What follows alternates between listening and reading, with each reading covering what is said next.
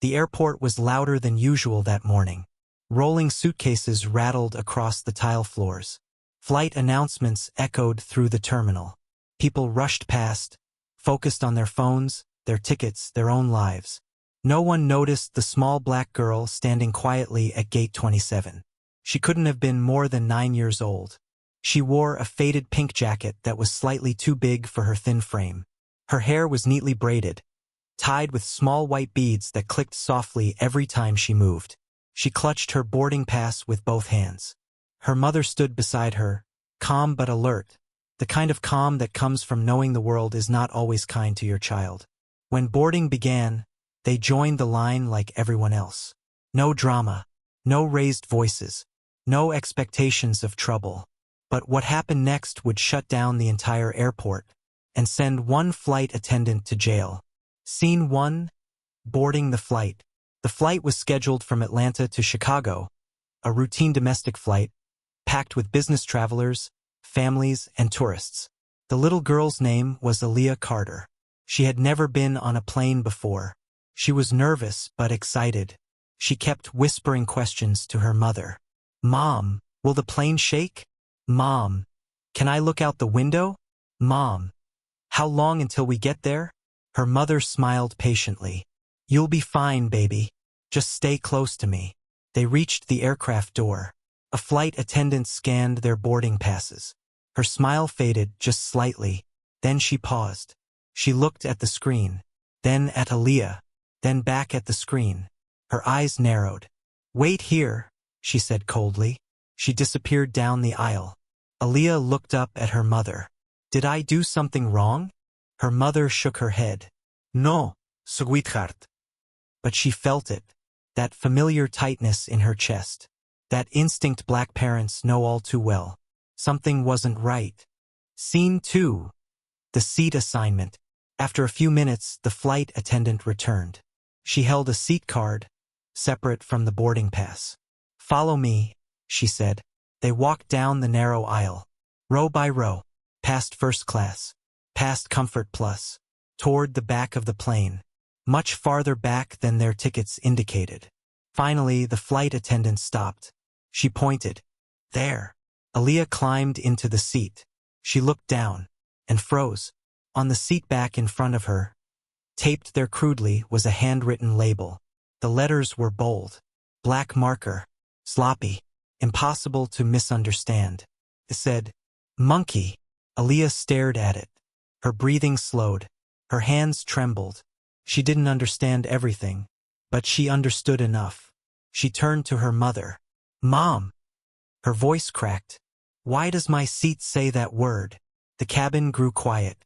Passengers nearby leaned in. Phones slowly lowered.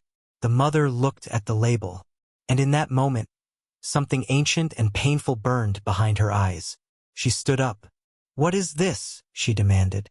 The flight attendant crossed her arms. "It's just a label." "For what?" the mother asked. "For special seating." The lie hung in the air. Scene 3. The rejection. Aaliyah stood up from the seat. She shook her head. "I don't want to sit here." Her voice was soft, but clear. "I'm not a monkey." Silence. Heavy. Uncomfortable. A few passengers gasped. Someone whispered, "Oh my God." The flight attendant's face hardened. "You need to sit down immediately." Aaliyah looked at her mother. Tears welled up. "I didn't do anything wrong." Her mother wrapped an arm around her. "You're absolutely right," she said firmly. "You did nothing wrong." She turned to the flight attendant. "My daughter will not sit in a seat labeled with a racial slur." The attendant rolled her eyes. "You're delaying the flight." Passengers started murmuring. One man stood up. "Are you serious right now?" Another woman pulled out her phone. "Is this being recorded?" The flight attendant snapped. "No filming." But it was too late. The video had already begun. Scene 4. Escalation. The flight attendant radioed the cockpit. Minutes later, airport security boarded the plane. The mother explained everything. The label, the refusal, the humiliation. Security looked at the seat. Their expressions changed. "This isn't standard procedure," one officer said. The flight attendant snapped back. "She's being disruptive." Aaliyah clung to her mother. Her tears fell silently. A man in a suit stood up. "This child was insulted. The only disruption is coming from your staff." Applause erupted. The flight attendant's face turned red. She pointed at the mother. "If you don't comply, you will be removed from the flight." The mother stood tall. "Then remove me," gasped. No one expected that. Scene 5, Airport Arrest. Security escorted everyone off the plane. At the gate, airport supervisors arrived. They reviewed the footage. They examined the label. They questioned the flight attendant. Her story unraveled. The marker, the handwriting, the tape, it all matched items from her bag.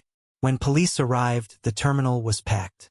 Phones were recording from every angle. The officer spoke clearly. "Ma'am, you are under arrest for disorderly conduct and hate-based harassment." The cuffs clicked. The crowd erupted. Cheers. Gasps. Aaliyah watched quietly. Her mother knelt beside her. "Look at me," she said gently. "You were brave. You were right." Aaliyah nodded, still shaking, still processing. Scene 6, Viral Explosion. Within hours, the video was everywhere. TikTok, Instagram, YouTube, Twitter. Headlines exploded. Child refuses racist seat. Airport arrest follows. Flight attendant fired after shocking label incident. 9-year-old girl's courage sparks national outrage. Celebrities spoke out. Civil rights leaders reacted. The airline issued a statement. Then another. Then another. But it wasn't enough. Scene 7, Consequences. The flight attendant was terminated immediately. Charges escalated. Civil lawsuits followed. The airline grounded multiple flights for emergency retraining. The CEO appeared on national television. This should never have happened. But the most powerful moment came days later. Aaliyah stood at a podium. Small, brave. She spoke softly. "I just wanted to go on my first airplane ride." The room cried. Scene 8, The Final Flight. 1 week later, Aaliyah boarded another plane. This time, the pilot greeted her personally. "This seat is yours," he said. "No labels. No hatred. Just dignity." She looked out the window as the plane lifted. She smiled. Closing message. Sometimes courage doesn't roar. Sometimes it whispers, "I don't deserve this." And the world listens.